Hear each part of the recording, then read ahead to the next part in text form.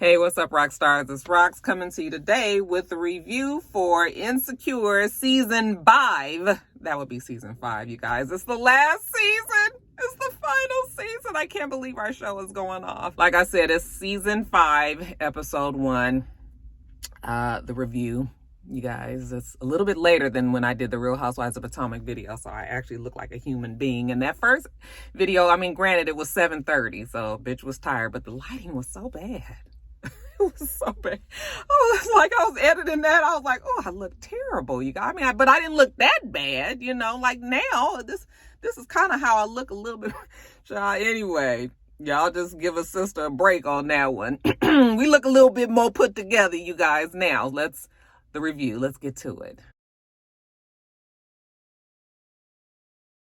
All right, you guys, so this episode was called Back to Where We Started because it looks like Issa and the gang, the crew, they are all going back to Stanford, which is the school that they all graduated from, the university that they graduated from. It's time for the 10-year reunion. So we see Tiffany and Derek in the car with Kelly. They're on their way there, and, you know, they're kind of talking about the dramas of Molly and Issa, what they're going through. But yet and still, we ain't even gonna worry about that. We about to have a good ass time in Stanford and make sure that we stay clear of Issa and Molly's dramatics. So it seems like it's a couple of months after the last time that we saw Issa and everybody else, and we remember where it stopped. Issa and Molly had that big, you know, breakup in friendship. Some people would say it was a misunderstanding. You know, they both had their reasons and fault for that fight that they had. Even though I think some of us probably leaned more on Issa's side than Molly's side. But yeah, they both have their issues. So now we're not real sure where their friendship lies. But when they get to Stanford, we see Issa walking in, head held high. Okay, looks like she's pretty proud about where she is in her life. At least, you know, the last time that we were seeing her, she had her organization that she was getting started, and it looked like she was pretty focused. So when she gets to Stanford, she's talking to Derek and Kelly and Tiffany, and she's telling them how, you know, she was asked to be a part of a panel. So that really makes her feel like she's alive, you know, for her Block Foundation. And they was like, what does Block stand for again? And she was just like, okay, Black Life Opportunity. You know, she gets a little mixed up with the C's. She looks at her phone. Yeah, culture. Connection, I think she said it was. That's her little organization that she had when she did the fair and all of that last season. So, yeah, they're interested. They want to have her up there. So while they're out there talking, Molly tells them that she's back in therapy. That's probably a good thing. Molly needs therapy constantly. And it even looks like Tiffany and Derek are in a better place because Tiffany was going through postpartum last season. At least as of right now, they look like they're in a pretty good place. Kelly, for some reason, the school thinks that Kelly has died. So she's been put in the program or the yearbook or whatever, the memorial book or whatever you want to call it. They have that she's dead. I was cracking up.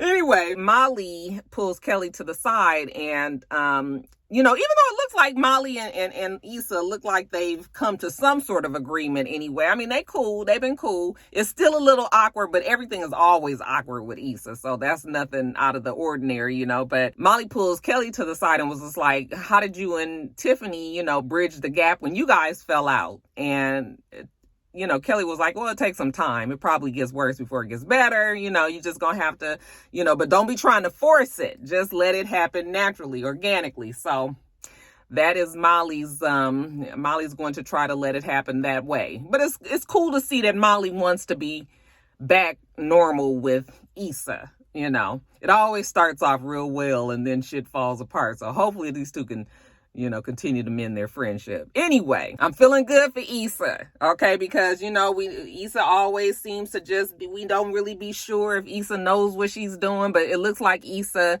coming off of the heels of last season, is a little bit more sure-footed in what she wants to do for her future. So later on, we see them dressed up because they're going to like a first mixer, you know, just getting to see everybody the first day of the reunion.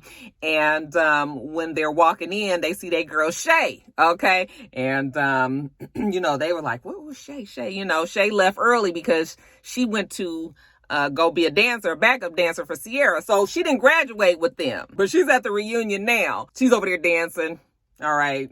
Tiffany was like, yeah, that bitch a little bit too much for me. Okay. And side note, you guys, all of this back and forth about Amanda Seales playing Tiffany and her wearing the AKA colors and all of the backlash, I don't understand. I know I have some AKA rock stars here. With all due respect, listen, you guys, I don't understand why people are in such a, you know, having such an issue with the fact that Amanda Seales is playing a character who is an AKA.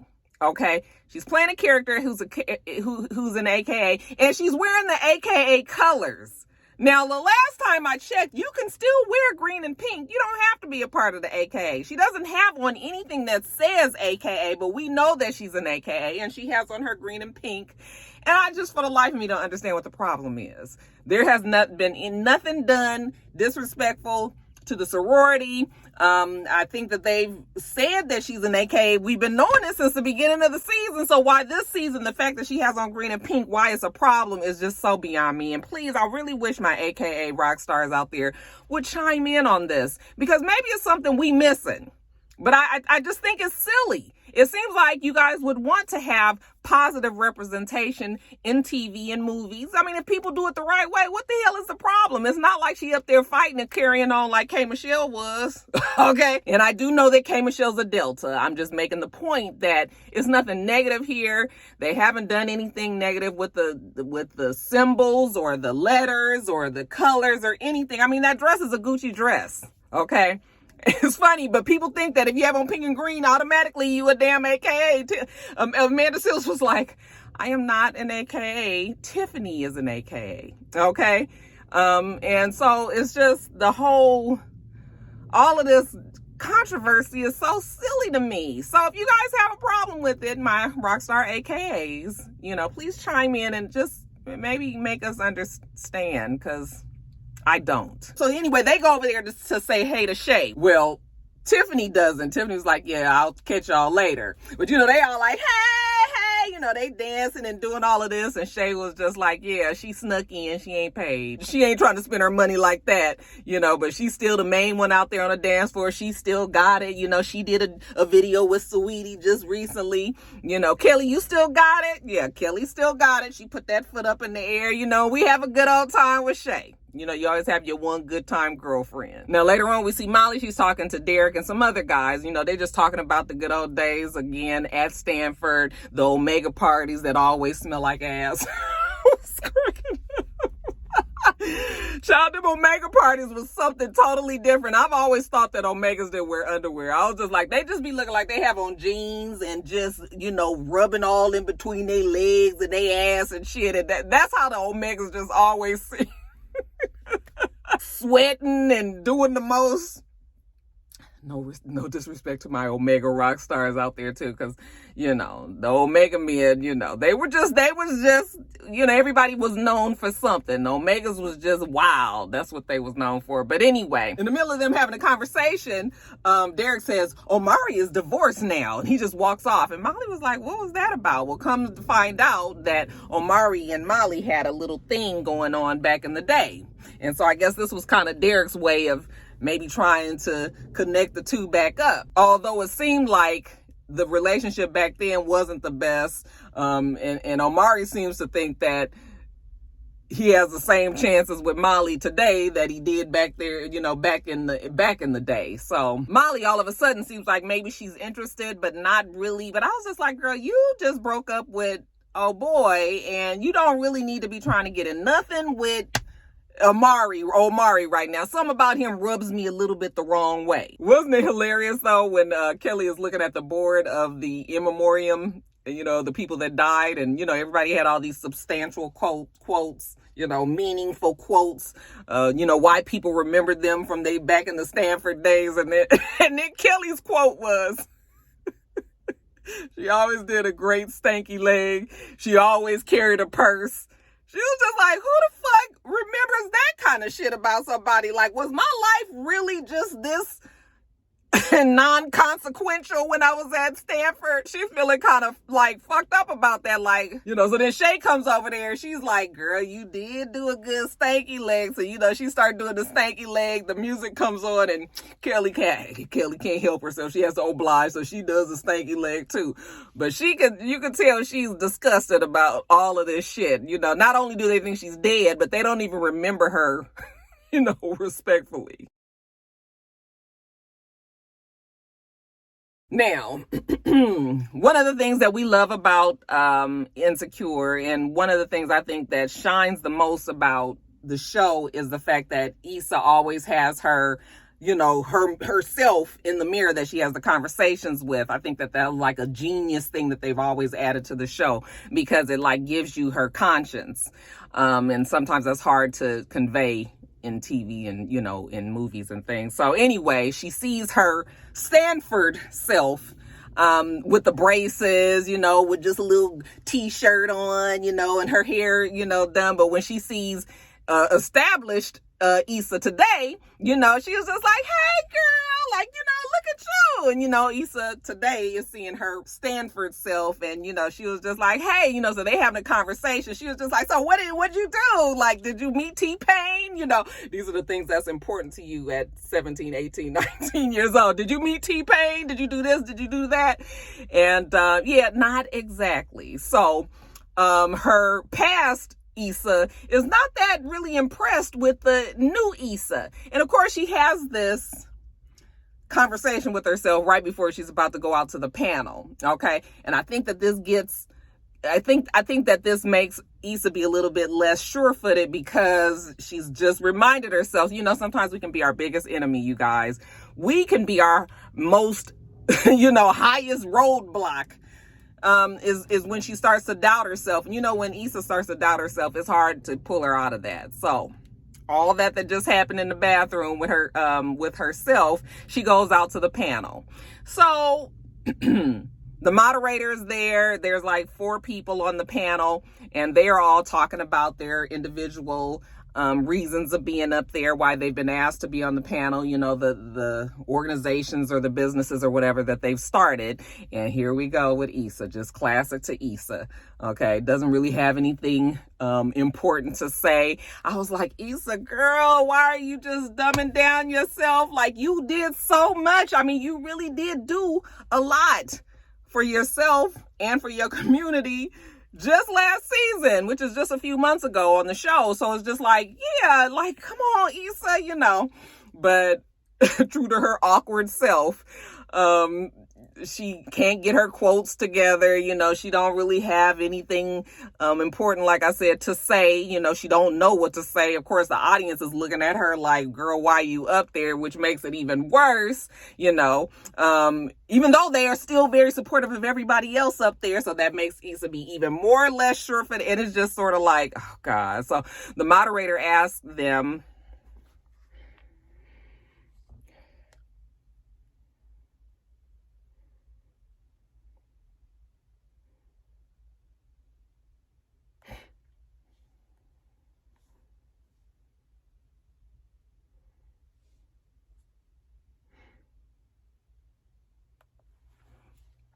when did you finally stop doubting yourself? When did you know that you was headed in the right direction, or something along those lines? And everybody has like an answer of when they knew that they kind of had arrived to this more established place. And of course, everybody but Issa, and Issa was just like, I don't really know if I've ever gotten to that point. I'm not even sure if I'm there now. Like, I don't know if this is the best choice for me. I'm not sure if this is going to work out, so she's really just telling her true, her true feelings. And maybe people up there might even have felt that way, but we on this panel and we trying to be positive. The moderator was just like, well, I'm glad I'm not you.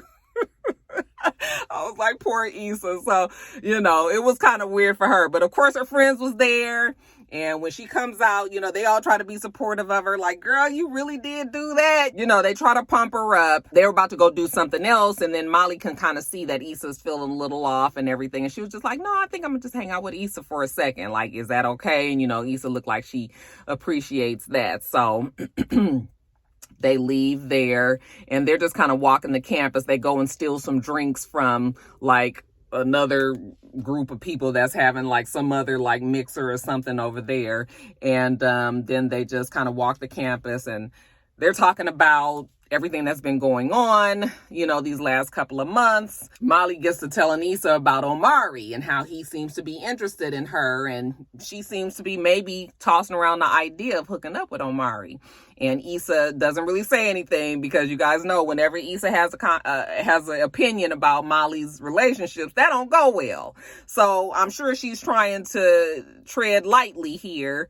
But so she doesn't really say anything, but Molly actually asked her, like, what do you think about that? And Issa was like, girl, like, I mean, Omari is cool and all, but back in the day, you wasn't really pressed trying to be around him or being with him. You know, you was just kind of carefree. You know, you was just chilling. Like, you just went with the flow. I mean, if he was around, cool. If he wasn't, cool. Like, don't be making it seem like all of a sudden, you know, there's this burning passion for this man that you really didn't even care for back in the day. I mean, you look like you could have took it or leave it. So don't get it all twisted just because, you know, later on down the line, you feel like, you know, you need to try to hook back up with him. And she was just like, yeah, well, I mean, that was back then when I felt like I had a lot of time. And Issa was like, well, why don't we have time still? Like, it's no rush.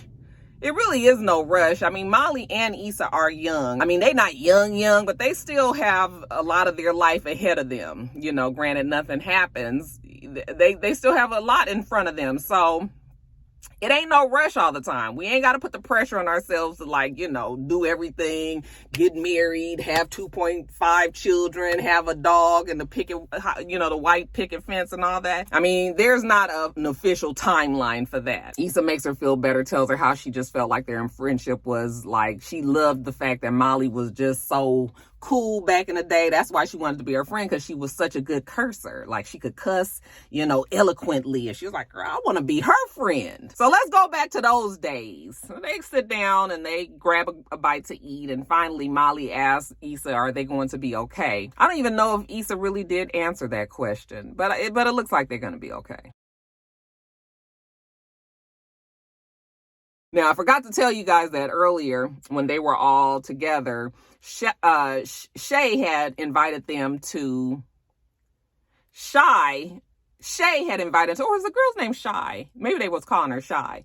She invited them to reggae night at some club that they used to go to. So that was what the plan was going to be for that evening. So later on, we see them in the car. It's Kelly, Tiffany. Tiffany's driving. And we got Molly, Shy, and Issa in the back seat. And, you know, they back there jamming to, I think it was a Dream song, and, you know, they having a good time and all that. They laughing and dancing and having a good time.